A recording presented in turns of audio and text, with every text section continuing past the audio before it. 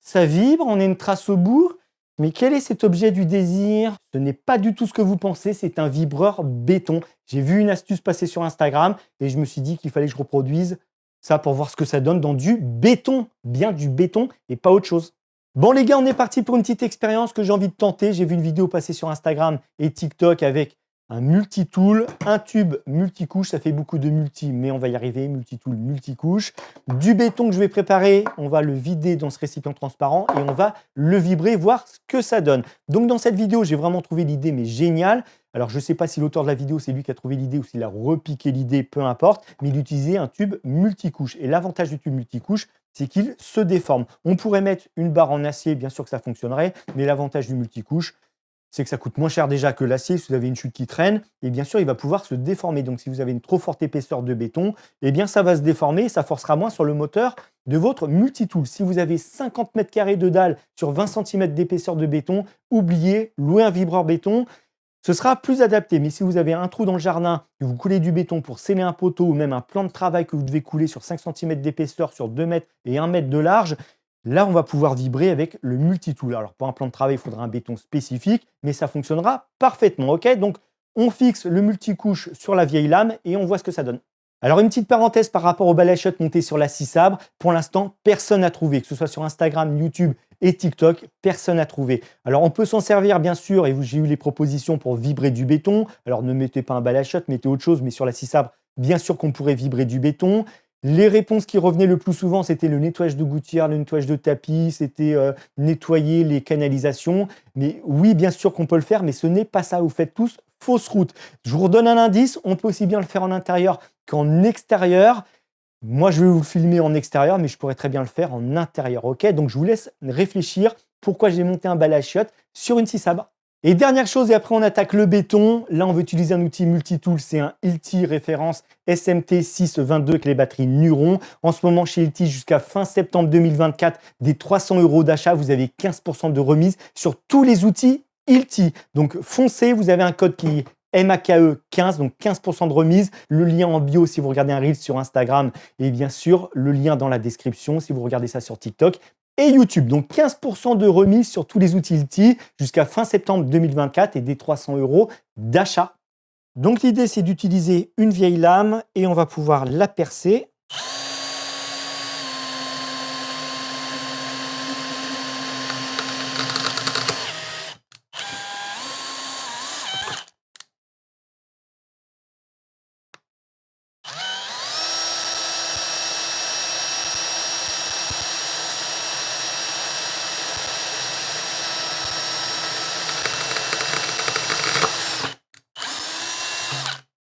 Alors j'ai enlevé la lame de l'outil multitool pour la fixer sur le tube multicouche, ce sera plus simple.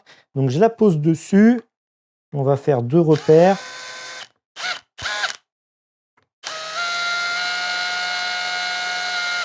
Hop, je sais que je dois percer ici.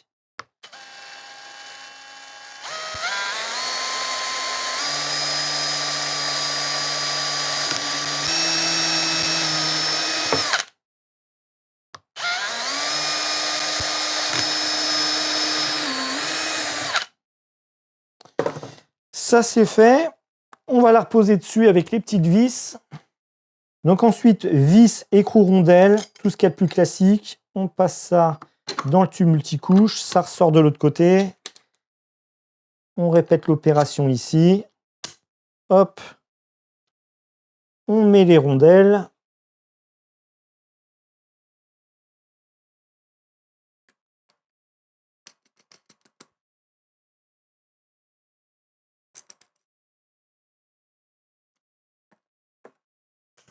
Et donc voilà ce que ça donne. Bien sûr, il faut serrer. On pourrait mettre du frein filet sur les vis. On pourrait mettre 2 écrous, peu importe.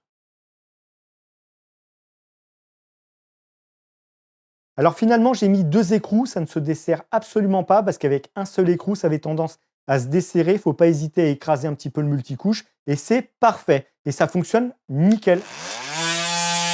Je suis à vitesse lente, à vitesse élevée, ça ne sert à rien du tout. Ce qu'on veut, c'est juste vibrer un petit peu le béton, pas plus. Mais on peut se mettre, bien sûr, à vitesse, hop, très élevée.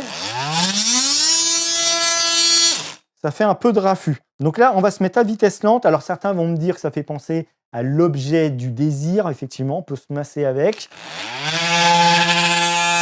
Ça fait des vibrations. Ce n'est pas son utilité, vous l'avez compris. On va pouvoir vibrer du béton. Donc j'ai préparé un peu de béton. Hop, on met ça là-dedans. Bon, en espérant que la boîte en plexi ne casse pas, on prend le vibreur, on le met dedans.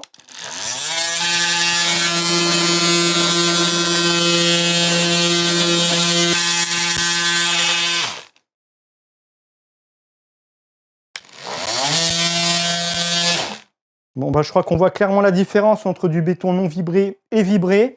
Bon, le résultat est nickel. Il faudrait insister avec le multitool et bien sûr le multicouche, mais j'ai peur de casser la boîte en plexi. Mais dans l'ensemble, c'est impeccable. Sur le dessus, bien sûr, il faut lisser, il faut même talocher quand ça commence à tirer. Mais si vous avez besoin de faire un plan de travail avec un béton spécifique pour que ce soit esthétique, eh bien là, le fait de le vibrer, c'est l'idéal. Donc le multitool, une vieille lame, un tube de multicouche et on est parti. Alors vous me direz dans les commentaires si c'est une bonne idée, si vous avez même d'autres idées pour vibrer du béton à part le multitool, mais là ça fonctionne parfaitement. Vous prenez un tube multicouche, alors le tube Hiro on va oublier, tube multicouche, une petite barre en acier pourquoi pas, ou un bout de bois, vous mettez ça dans le béton, on vibre à vitesse lente, ne sous-estimez pas la force du béton. Si vous avez fait un coffrage qui est assez fragile et que vous vibrez de trop, ça va tout péter, ok?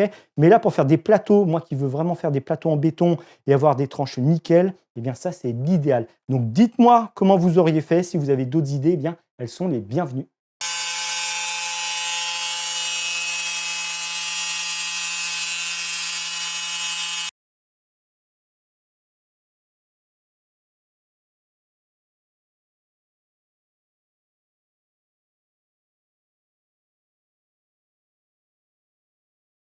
Bon, je conclue cette vidéo avec le format vertical sur YouTube. J'ai zappé cette partie pour Instagram, Facebook et TikTok. Mais pour YouTube, je suis obligé d'en parler parce que vous me faites la réflexion dans les commentaires. On n'aime pas le format vertical. On a deux énormes bandes noires quand on regarde ça sur une télé. Je sais, moi le premier, je regarde des vidéos YouTube sur ma télé et des fois, j'ai les bandes noires sur les côtés. Mais bon, je fais abstraction de ça parce qu'en général, ce sont des formats très courts comme cette vidéo. Les formats longs, 15, 20, 25, 30 minutes, bien sûr que c'est filmé au format paysage et je mets une deuxième caméra à côté pour le mode portrait donc vertical. Mais là, pour une vidéo assez courte, je ne me complique pas la vie, je sors une caméra et je diffuse pour Instagram, Facebook, TikTok et YouTube. YouTube, il y a le format short, mais on est limité à 1 minute, donc je suis obligé de le diffuser en standard et au format vertical. Vous avez compris que pour le montage vidéo, c'est bien plus simple, ok? Donc je vous remercie vraiment d'avoir regardé cette vidéo. Si vous avez des idées, je vous l'ai dit, pour vibrer du béton, eh bien n'hésitez pas et on se retrouve très prochainement pour une vidéo au format long et au format paysage.